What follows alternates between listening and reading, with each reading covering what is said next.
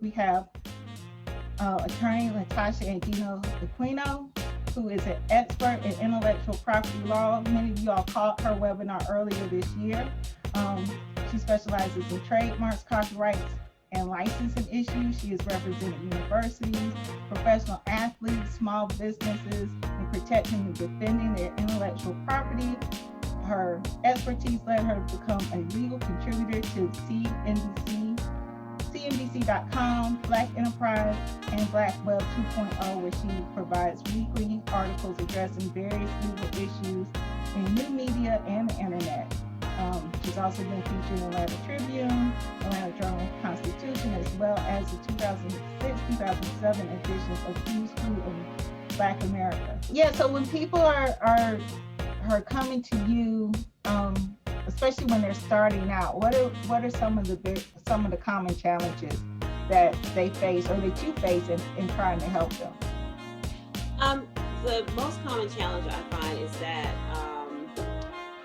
when they're starting a business, they haven't considered their intellectual property. So meaning like a brand name, a logo, whatever your, marketing identity is going to be. And so what they'll do, they'll go ahead and, incorporate with the state, get marketing materials, get a website set up. And then maybe, sometime later they find out, via an infringement letter or a cease and desist, like, hey, you can't use this name because this name has already been taken. It's been used by someone else. And so I always try to tell clients is that when you're thinking about starting a business, when you're considering your business plan, do your due diligence on your branding first, because you don't want to start something and then you spend all these dollars and then you have to start over. Yeah, that makes perfect sense. Yes. Mm-hmm. So that is pretty common.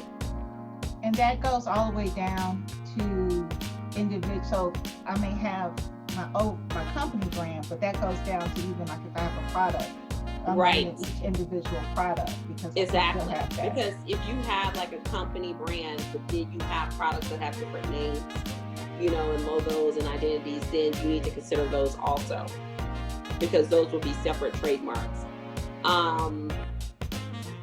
Yeah.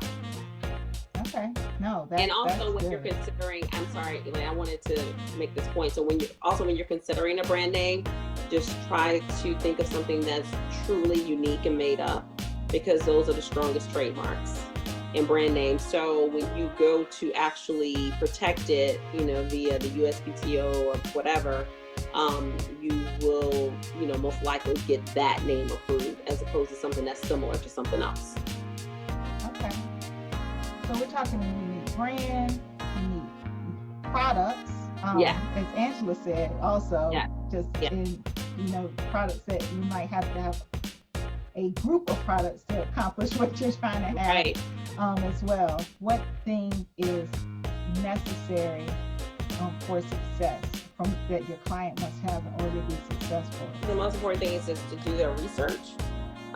Because even if, you don't have the resources or time before you come to me to do like a deep, search on, whether, what you have is truly unique as far as your intellectual property, as far as like you said, methods and formulas, recipes, brand recognition, brand identity, you can always do like a quick Google search, before you decide on a name, or you're like, this is the name I want, and, you start incorporating or whatever. Because, Google will find most things. It won't find everything, but it will find most businesses that are online. So I think if you just do like a quick Google search, just to make sure that what you actually have is unique, that is very helpful, because that will give you a little knowledge about what you have. And then if you need to rethink some things or come up with another name or another formula, another idea, then you'll be able to do that.